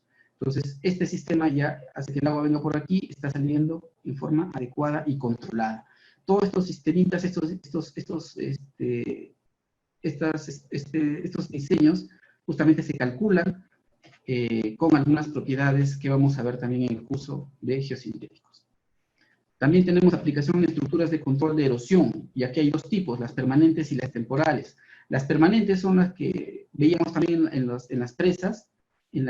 Vamos a regresar a la estructura de las presas. Aquí hay que proteger una protección aguas arriba, ¿no? Esta parte de aquí es importante porque aquí el agua, si es digamos, un embalse, pues va a estar subiendo, bajando. Eso genera erosión en esta parte, y la erosión va a empezar a dañar a la presa, el cuerpo de la presa. Entonces hay que protegerla y se coloca por lo general un enrocado. Ese enrocado es una estructura de control de erosión. Y a eso se refiere esta parte de aquí, ¿no? Aquí ya, cuando hablamos de estructuras de control de erosión, pues tenemos las permanentes, como la que vimos en la presa. En algunos sistemas ribereños también se deben colocar estructuras de este tipo, que son enrocados, ¿no? Enrocados tipo riprap. Y para evitar las presiones que hacen, las presiones del regreso, las presiones desde el material hacia afuera del enrocado, que lo hacen fallar, ¿no? Como que lo empujan al enrocado, pues se coloca geotextiles básicamente, ¿no? Se coloca aquí materiales de filtración. Y aquí estamos viendo también un geotextil que hace de material de filtro. Al filtrar y controlar el drenaje ya no se producen presiones, reducen las presiones, y entonces este sistema de control de erosión se mantiene y cumple con su vida útil. Aquí en defensas ribereñas, por ejemplo, tenemos el enrocado riprap, y aquí en línea negra un geotextil, ¿no? Si no se coloca el geotextil, puede producir esto. Estas son fallas cuando la presión desde el suelo pues empuja justamente y destruye el enrocado. En este caso es un enrocado tipo bloques de concreto prefabricado, ¿no? Entonces aquí se coloca un geotextil que controla las presiones. También en canales se pueden colocar. Y controles de erosión temporal, estos se producen solamente o se construyen solamente durante la etapa de construcción, se colocan en la etapa de construcción. No son para toda la vida útil, ¿no? Los permanentes sí son para toda la vida útil, pero estos son básicamente durante la construcción para evitar que el movimiento de tierras genere erosión y sedimento y pueda impactar pues canales, ríos, quebradas, aguas abajo, ¿no? Entonces básicamente son los conocidos silfenses o barreras de sedimentos. Son franjas de geosintéticos colocados en los taludes, ¿no? Donde hay movimiento de tierras y queda suelo suelto, material suelto, pues se controla cuando viene la lluvia arrastra con todo. Estos materiales aquí controlan, justamente aquí vemos ya que ha funcionado y que como una lluvia pues la ha controlado. Aquí también pues es la construcción del Parque Carachugo en Yanacocha, la utilización de geotextiles como, esto es geotextil tejidos, son geotextiles tejidos, para estructuras de control de erosión temporal, ¿no? Entonces tienen también su lógica y su método de diseño. Básicamente funciona como un filtro. Entonces este filtro primero sedimenta en la parte del fondo, de abajo, y en la parte de arriba hay agua limpia, ¿no? Entonces funciona como una especie de sedimentador. El sedimento aquí bloquea esta parte y evita que salga más sedimento, bloquea, y acá arriba no está bloqueado el geotextil, entonces permite el paso del agua, porque aquí hay agua limpia, no sin sedimento. Entonces, esta lógica del diseño, pues, también tiene su pequeño cálculo, ¿no? Que básicamente es calcular la altura, las dimensiones y otros parámetros que se ven un poco más a detalle en el curso. Eso en cuanto a estructuras de control. En rellenos y depósitos, estamos hablando de rellenos sanitarios, depósitos como pads de lixiviación u otro tipo de instalaciones mineras, ¿no? Aquí vamos a ver que se aplican en dos momentos o en dos partes, en fundación, es decir, en la construcción, en la base. Entonces, este es un relleno sanitario, y en el relleno sanitario lo que tenemos es que en la base se debe impermeabilizar para que no haya fuga de lixiviados de los rellenos, de los residuos sólidos. Los residuos sólidos, pues, al ser tan diversos, tan dispersos, pueden producir residuos bastante agresivos, que es así en realidad, ¿no? Producen lixiviados bien agresivos, bien peligrosos. Y si la parte del fondo, ¿no? La parte de la cimentación no se construye adecuadamente, no se impermeabiliza, pues puede escapar a un agua subterránea, un nivel freático, y impactar esta agua, ¿no? Y si aguas abajo hay una captación, un manantial, o aportan a una quebrada, pues, y esta quebrada la capta la gente, ¿verdad? Hay un impacto ahí peligroso. Entonces, en esta zona, lo que se hace es colectar los lixiviados. Hay un sistema de detección y colección de lixiviados, y también un sistema de impermeabilización, ¿no? Entonces, y también hay un sistema de detección de fugas, un sistema primario, un sistema secundario. Este sistema primario es el que siempre debe estar funcionando, y el sistema secundario es el que solo funciona ante fugas, ¿no? Ante algún problema. Entonces, y por supuesto cada uno está impermeabilizado con revestimiento. Este revestimiento plástico, pues, es una geomembrana. Por lo general aquí geomembranas, para impermeabilizar. La geomembrana lo que hace es impermeabilizar. También podemos usar un GSL. Un GSL es otro tipo de geosintético que combina geomembrana con un relleno de bentonita. O también combina geotextiles con un relleno de bentonita. Entonces, el GSL tiene un relleno de bentonita de todas formas. Es como un sándwich, ¿no? Como un sándwich. Y tiene la ventaja de la bentonita, como es una arcilla expansiva, pues cuando entra en contacto con el agua se hincha, y si hay alguna fuga, pues la bloquea, la tapa automáticamente. Entonces, esa es la ventaja de tener un GSL, ¿no? Entonces, en el fondo, también se pueden aplicar aquí varios tipos de geosintéticos, no solamente una geomembrana para impermeabilizar. Aquí donde la arena cumple la función de drenaje, se puede colocar un geotextil adecuado, o también una georred. Entonces, eso en la fundación. Entonces, aquí también en la fundación de un relleno sanitario se utiliza bastantes geosintéticos. Para reforzar los taludes, pues se pueden colocar geomallas de refuerzo tipo muro de contención, ¿no? Tipo talud. En el fondo, pues GCL, por lo general se estima impermeabilizar con arcilla, ¿no? Arcilla impermeable, pero el GCL y la geomembrana tienen un mejor comportamiento, y de hecho se combinan entre todos, ¿no? Se puede combinar arcilla con geomembrana o arcilla con GCL. También hay georredes, geotextiles, que funcionan para colectar los lixiviados y conducirlos a otro lado, como filtración y drenaje también. Entonces, varias aplicaciones en los rellenos sanitarios, ¿no? Esto lo vamos a ver también en detalle en el curso. Aquí la construcción de un relleno de seguridad, EFESA, esto es en Lima. Entonces, el relleno de seguridad también, el lixiviado es bastante peligroso y se construye impermeabilizando con geomembrana, ¿no? Aquí un depósito de tailings o arenas de molienda, esto es en Yanacocha, y aquí ven la parte negra, todo esto de aquí es el tendido de geomembranas, que impermeabilizan el relleno. Aquí también pads de lixiviación, también que escape un lixiviado de un pad, pues representa una pérdida para la empresa, pero sobre todo un posible impacto aguas abajo. Entonces tiene que ser muy bien controlado mediante sistemas de impermeabilización debajo, en la fundación. Y también sistemas de cobertura. Entonces, los sistemas de cobertura, ya cuando la estructura llega a su vida útil, pues hay que clausurarla, cerrarla, reclamarla, o como se llama, como hay muchos términos para eso. Entonces, se conforma el talud por lo general, se conforma adecuadamente, se revegeta para que quede más o menos lo más parecido posible a su condición inicial, ¿no? Entonces, en la cobertura, lo que hay que garantizar, por ejemplo, es un relleno sanitario, un relleno de residuos, lo que hay que garantizar es que la mínima cantidad de agua llegue hasta los residuos, porque si llegan los residuos, pues los residuos van a producir lixiviados. Si mezcla con los residuos y producen lixiviados agresivos. Entonces, lo que se evita es que el agua llegue aquí, cuando ya está cerrado o clausurado este relleno sanitario.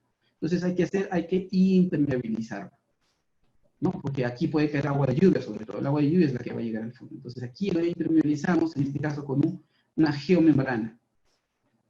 Pero el agua va a seguir cayendo. El agua va a seguir cayendo. Entonces, ¿qué hacer con esa agua? Esa agua hay que conducirla a un lugar adecuado. Primero, impermeabilizar para que no llegue aquí, ¿no? Entonces aquí la arcilla compactada o GCL, es otro tipo que hablamos tipo sándwich, y la geomembrana impermeabilizan para que no llegue. Y el agua que está llegando antes, pues es conducida con puede ser un geotextil, puede ser una geored, una geonet, como está aquí. Entonces se le da una pendiente adecuada y pues sale a otro lado y ya no sigue, ¿no? hacia los residuos sólidos. Y luego pues ya capas de suelo orgánico y vegetación. Entonces, aquí un detalle también de una cobertura de un relleno. Entonces aquí tenemos el relleno, los residuos sólidos, una pendiente adecuada, el agua cae por aquí, puede entrar de repente hasta acá, llega hasta el geotextil. Este geotextil sirve de filtro para que no colmate a esta georred. Aquí en cuadriculado vemos una georred con una pendiente adecuada.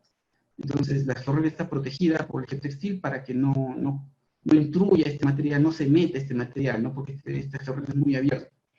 Y debajo, pues, ya una geomembrana. Una geomembrana aquí que está protegiendo que el agua vaya por la georred y no entre en contacto con los residuos. Entonces, estos son los temas de coberturas en rellenos y en otros tipos de depósitos también.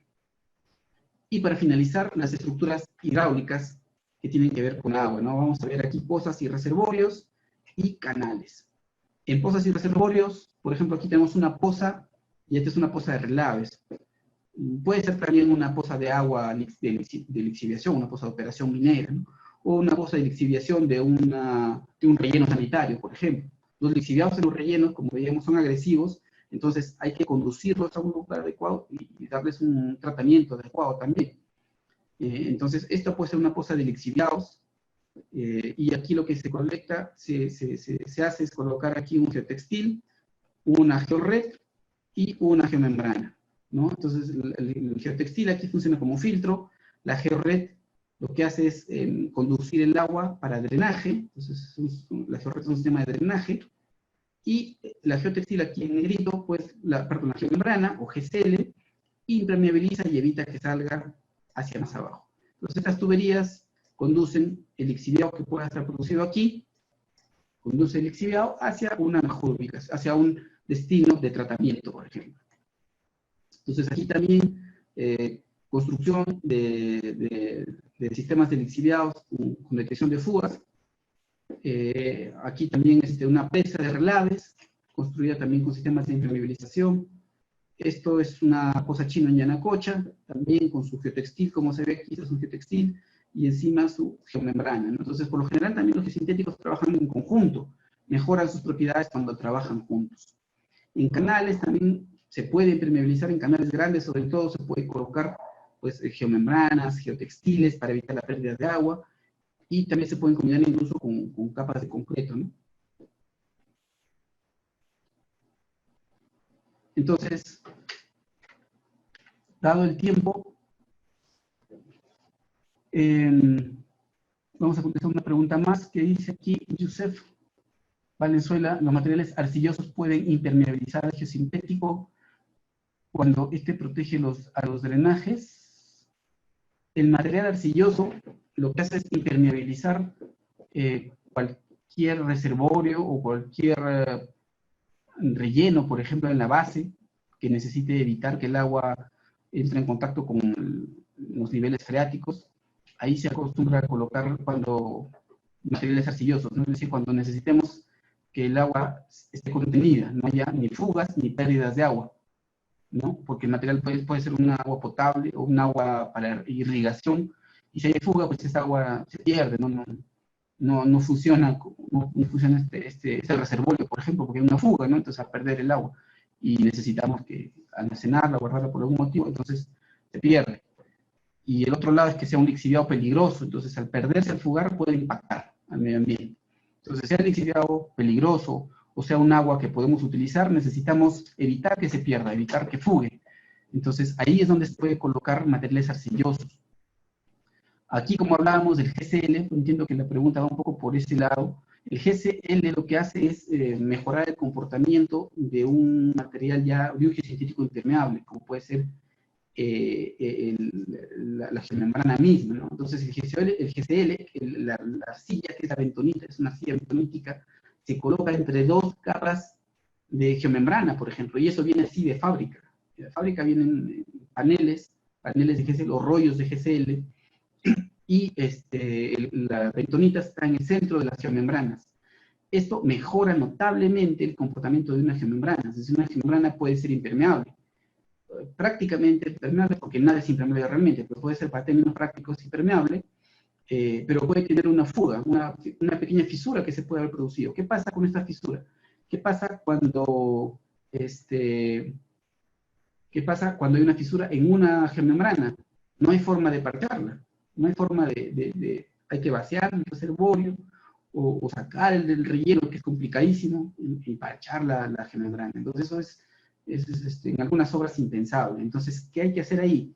Pues la bentonita, como les decía, entra en contacto con el agua, cuando entra en contacto con el agua se hincha, y al hincharse prácticamente parcha la fuga, ¿no? Entonces, de paso que absorbe la fuga, absorbe el agua, también parcha, evita que siga fugando. Entonces, es como un sistema de autoparchado, ¿no? De estos sistemas impermeables. Por eso se coloca bentonita entre las geomembranas. Mejora un poco su impermeabilidad en las geomembranas desde el punto de vista que si hay una fisura, va a controlarla. También se coloca entre geotextiles. Los geotextiles sí no son impermeables, ¿no? Los geotextiles son fibras entrecruzadas, o también puede ser tejidos, pero igual no son impermeables. De hecho, es agua y pasa nada más. Entonces, aquí la bentonita sí sirve como impermeabilizante de los geotextiles. Los geotextiles tienen la función de, digamos, filtrar o drenar, y la bentonita tiene la función de impermeabilizar. Aquí Edward de la Torre Moreno consulta si los espesores del geotextil están en función de qué están los espesores. Bueno, depende de la aplicación. Los espesores de la geomembrana, por ejemplo, están en función de la resistencia, ¿no? De la resistencia. Hay una forma, de hecho en el curso diseñamos uno de los principales parámetros de diseño de geomembranas es justamente el espesor, que tiene que ver con el esfuerzo resistente de la geomembrana. Entonces, a mayor espesor de la geomembrana, mayor esfuerzo resistente. Son propiedades directamente relacionadas. Entonces, básicamente está en función de la resistencia. Hay una ecuación que no es tan sencilla, pero tampoco es tan complicada, no es nada de integrales, ni diferenciales, ni nada de eso. Simplemente una pequeña ecuación que nos arroja el espesor de la geomembrana necesaria en función de la carga, en función de la resistencia y en función de un par de parámetros más. Pero básicamente es la resistencia de la geomembrana. Y el geotextil depende de la aplicación. Para aplicaciones relacionadas con agua, el espesor lo puede dar un parámetro que se llama la permeabilidad, ¿no? En realidad, ahí sí, en geotextiles no se diseña por espesor necesariamente, se diseña más por permeabilidad, que se traduce en dos parámetros más, que se llaman transmisividad o permisividad. Entonces, estos son medidas indirectas del espesor. Entonces, a mayor espesor, mayor permeabilidad; a menor espesor, menor permeabilidad.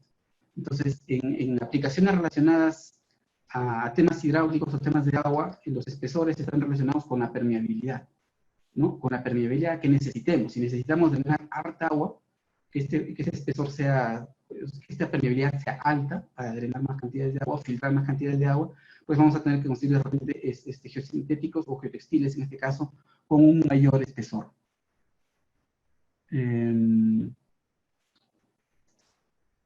También estos objetivos de diseño de los geosintéticos, en este caso geotextiles, ¿no? La geomanta es un geosintético, ¿qué función cumple? Sí, la geomanta también es un geosintético, y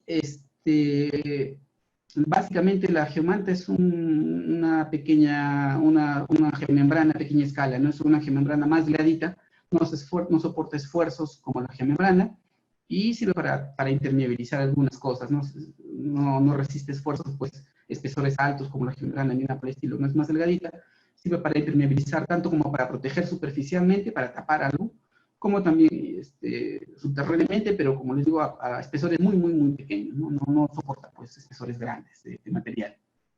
Básicamente no hay mucho diseño en geomantas, ¿no? Nosotros no diseñamos geomantas.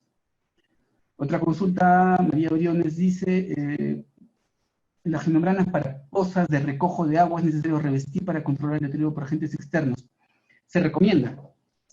Como mencionábamos hace un momento, uno de los grandes enemigos de los geosintéticos es la radiación ultravioleta, es decir, el sol. Esta radiación destruye las moléculas de las que están formadas los polímeros, que a su vez se utilizan para fabricar los geosintéticos. La gran mayoría de geosintéticos está hecha de polipropileno o de polietileno. La gran mayoría. Polietileno, polipropileno. Estas moléculas están unidas, se han unido por cadenas, por enlaces químicos, procedimientos químicos, y forman cadenas largas. Estas se llaman cadenas poliméricas. Entonces, mientras más unidas, son cadenas moleculares, por supuesto. Mientras más unidas están las cadenas, más denso y más impermeable puede ser el material. Más resistente también. Pero la radiación ultravioleta rompe las cadenas, rompe las moléculas, entonces hace fallar las uniones de las moleculares, las acorta las cadenas, las hace fallar, las rompe, y por lo tanto perdemos características de resistencia mecánica o características de durabilidad. Entonces, un tema bastante complicado es la radiación. Si las dejamos expuestas a cualquier geosintético, la radiación lo va a dañar, va a reducir su vida útil. Algunas estimaciones para geomembranas dicen que expuestas pueden durar más o menos entre 40 y 50 años, dependiendo también del tipo de geomembrana, porque hay varios tipos de geomembranas. Un tema importante de investigación es justamente la durabilidad de geosintéticos. Para geomembranas, los estudios nos dicen que entre 40 y 50 años para las geomembranas de HDP, expuestas. Cubiertas pueden durar, según estos sí son predicciones, son métodos predictivos, modelos numéricos, no se ha hecho ensayos, o ensayos acelerados en todo caso, pero que básicamente es modelamiento, indican que pueden durar hasta 400 o 450 años las geomembranas, cumpliendo la función para la que ha sido definida. Ni siquiera es que en 450 desaparece totalmente, sino en 450 o en 400 años, dependiendo también del tipo, puede dejar de funcionar para lo que ha sido diseñado, o sea, pierde el 50% de su resistencia inicial, ¿no? A los 400 años más o menos, las de HDP sobre todo, cuando están cubiertas. Cuando están expuestas, 40, 50 años, las de HDP.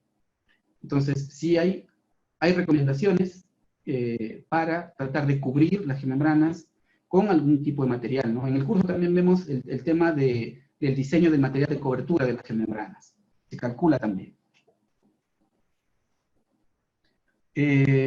La manta asfáltica, ¿dónde se utiliza? Sí, la manta asfáltica puede ser de dos tipos, prefabricada o fabricada in situ, ¿no? Y esto básicamente es en pavimentos, ¿no? Tal cual hemos visto en algunas partes, en lugar de una combinación de un geotextil con una mezcla asfáltica, es lo que se denomina manta asfáltica. Ahí el geotextil se vuelve impermeable, el asfalto lo vuelve permeable al geotextil. En cualquier otro caso, el geotextil puro no es impermeable, deja pasar el agua, ¿no? Sirve, como decíamos, para resistir tensiones, sirve para drenar, para filtrar, para mantener separados materiales, sirve para muchísimas cosas muy útiles el geotextil, pero para impermeabilizar no sirve, para impermeabilizar una geomembrana. Si queremos que el geotextil impermeabilice, entonces lo convertimos en manta asfáltica, es decir, lo impregnamos con asfalto.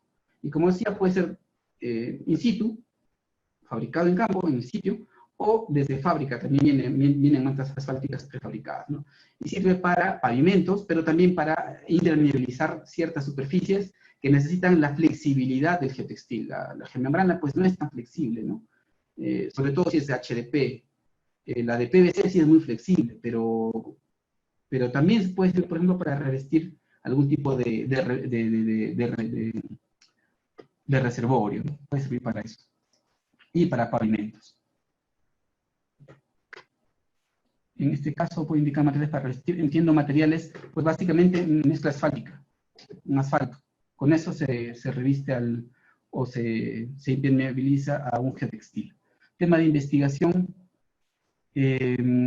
Marco Canari, hay muchos temas de investigación relacionados a los geosintéticos, incluso algunos colegas están investigando, produciendo sus propios geosintéticos.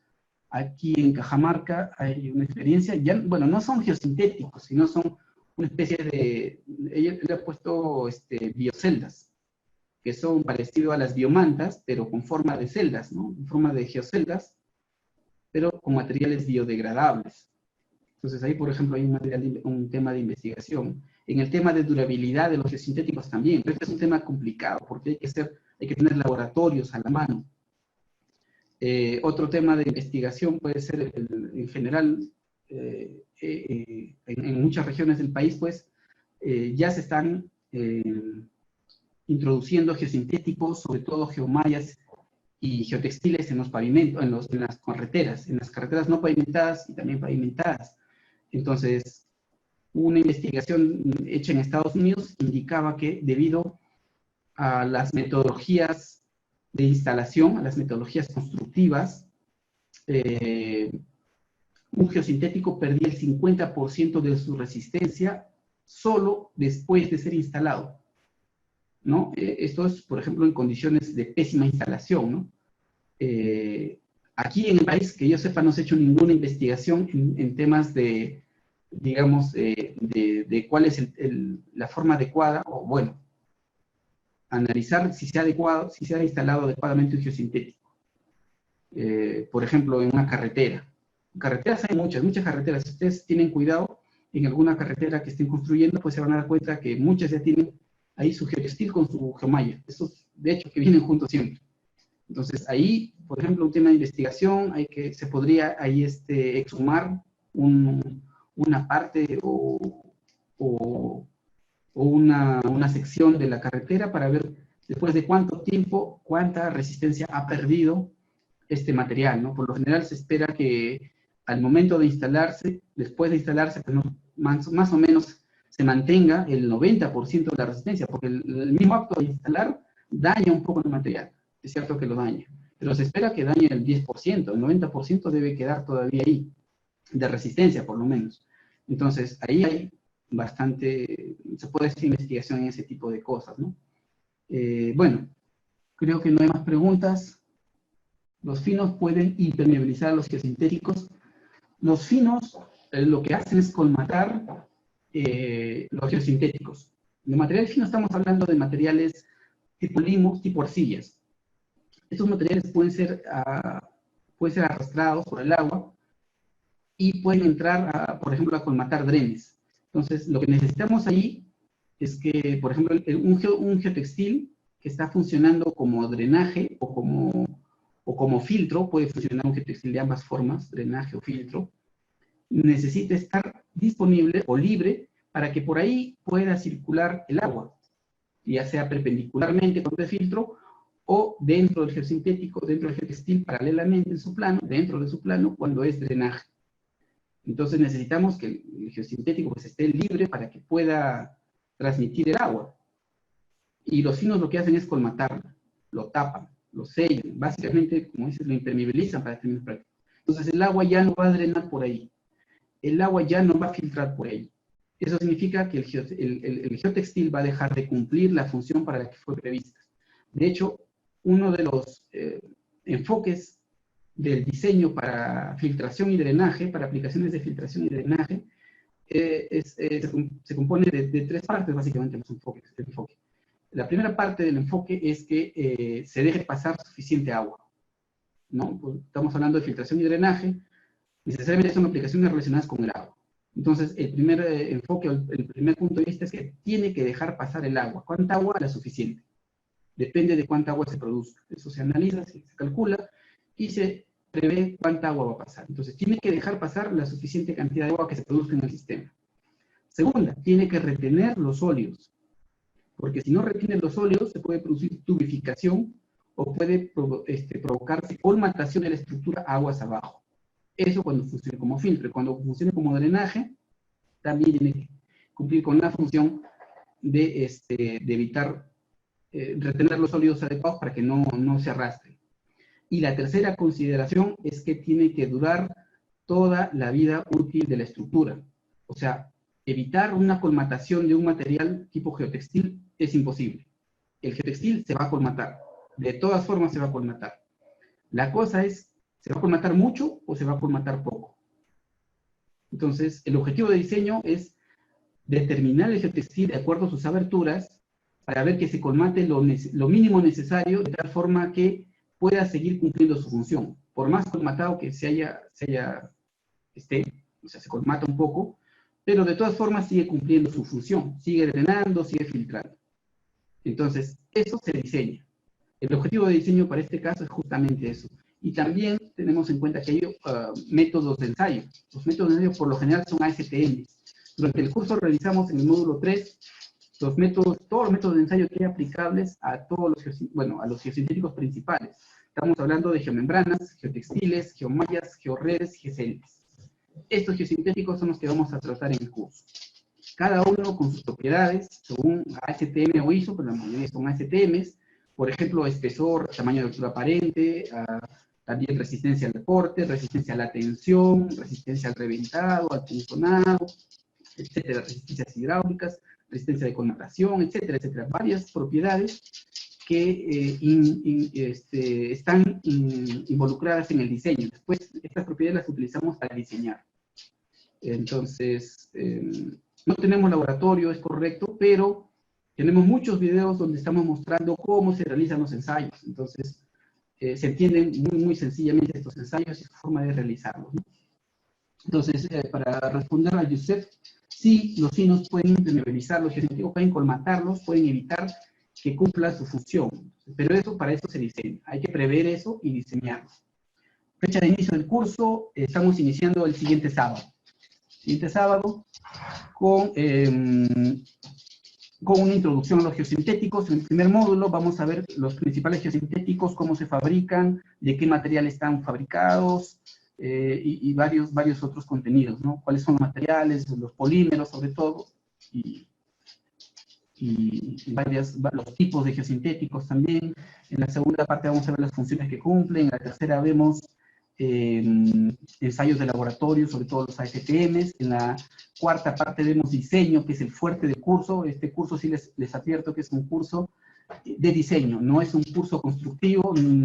Aquí no les vamos a dar la respuesta, por ejemplo, a cómo construir tal cosa en detalle, ¿no? En detalle no. Pero el cuarto módulo es el fuerte, que es diseño de muros, todas las aplicaciones que hemos visto ahora, pero ya cómo se diseña, el ejemplo numérico, el cálculo. Y el quinto módulo es instalación y control de calidad. Aquí sí mencionamos un poco de construcción, pero poquito nada más, porque es un curso, como decía, diseño, su nombre lo dice, diseño. De todas formas mencionamos algunos temas constructivos porque son importantes, pero a manera general, no detallamos, no entramos a definir bien en detalle. Entonces, aquí sabemos que hay que tener metodologías de unión, ¿no? Cómo se unen las geomembranas, cómo se unen los geotextiles, cómo se unen los otros geosintéticos, y también su control de calidad. Dependiendo de la obra, hay un alto o muy bajo, bueno, mediano o alto control de calidad. Los geosintéticos reducen costos. Una de las ventajas de los geosintéticos es que sí reducen costos. Esto es una pregunta de Anton Barrios. Sobre todo en carreteras, como hemos visto, considerando todo lo que involucra el mantenimiento de una carretera, sí reducen costos. Pero también reducen costos, por ejemplo, al construir un muro de contención. ¿Cuánto puede costar un muro de contención de concreto armado?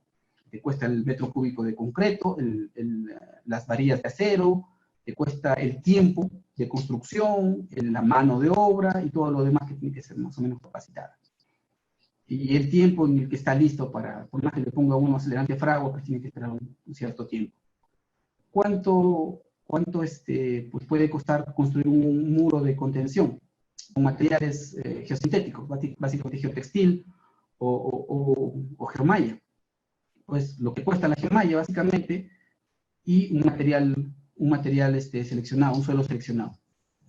Y la mano de obra, que es un operador que puede manejar simplemente una compactadora, nada más, ¿no? Entonces, su costo realmente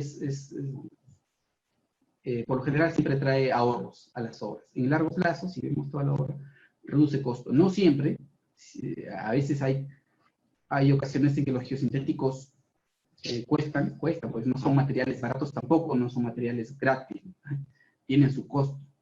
Pero, por ejemplo, el GCL cuesta bastante. Una geomembrana de HDP también cuesta. Un geotextil pesado, que llamamos pesados, también tiene su costo, ¿no? Estamos hablando de entre 1, quizás a 3 o 4 dólares por metro cuadrado, dependiendo del tipo. Pero, por ejemplo, ¿qué prefieres? Que tu obra esté bien ejecutada, bien construida, por ejemplo, esté bien impermeabilizada y que tenga un GCL que evite fugas y que controle fugas, o que haya impacto al medio ambiente. Porque esos costos sí son bien altos. Costos por multas, costos por algún tema de negligencia operativa. Esos costos pueden ser bastante altos. Entonces, hay incluso normas técnicas, por ejemplo, la norma peruana del MTC, Ministerio de Transportes, especifica propiedades de los geosintéticos, sobre todo de geotextiles para carreteras. También está la AASHTO, norma de carreteras estadounidense, que también especifica normas, ¿no? Estos geotextiles tienen que cumplir con estos características, con estas propiedades. La EPA también, la UCEPA, o la Agencia de Protección Ambiental de Estados Unidos, también recomienda que los vertederos, los rellenos sanitarios, por ejemplo, estén impermeabilizados con geomembranas o con GCLs, ¿no? Entonces, ya ahí el costo básicamente es un tema secundario, ¿no? Porque ahí la norma ya te está pidiendo. Entonces, ahí ya no hay que colocarle. Acá en el Perú, la norma recomienda, pero no exige, ¿no? En otra consulta, en varias obras no se usa geosintéticos, entonces no es industrial.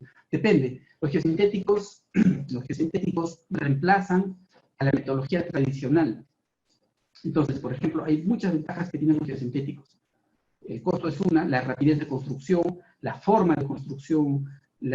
Hay muchos que sí requieren una mano de obra bien calificada, pero otros que requieren una obra medianamente calificada.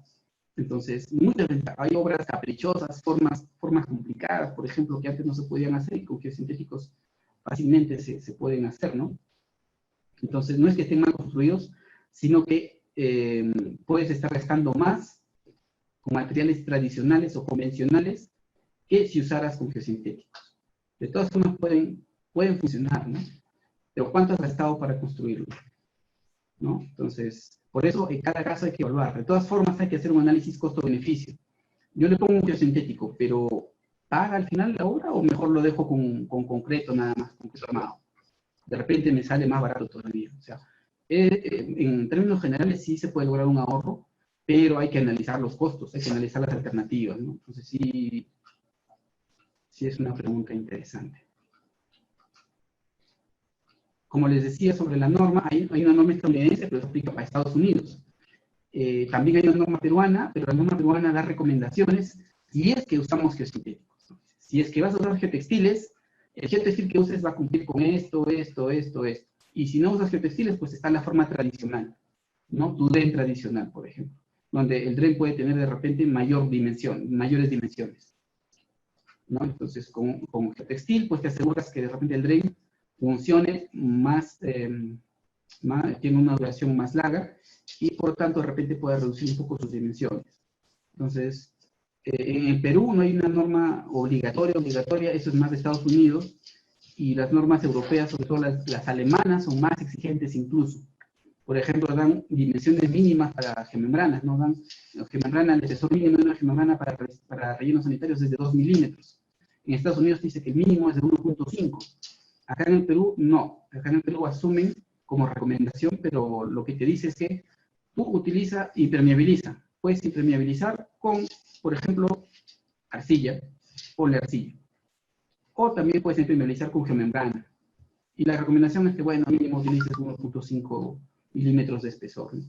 Entonces, así es un poco la norma peruana. No te obliga, te da un poco ya la opción, tú puedes escoger. Pero sí, ya las normas están empezando a introducir el término de geosintético. Justamente en este momento un colega está trabajando en Tumbes, en el Perú, en Tumbes están haciendo el relleno sanitario, y pues, de Tumbes, y pues ahí geotextil y geomembrana. en la cimentación, ¿no? En la fundación de la estructura. Y también en cursos anteriores que dimos, me parece que el año pasado dimos un curso en CERSA, y varios participantes igual, dos, me parece, por lo menos 2 o 3, estaban construyendo relleno sanitario en el centro del país, también con geomembrana.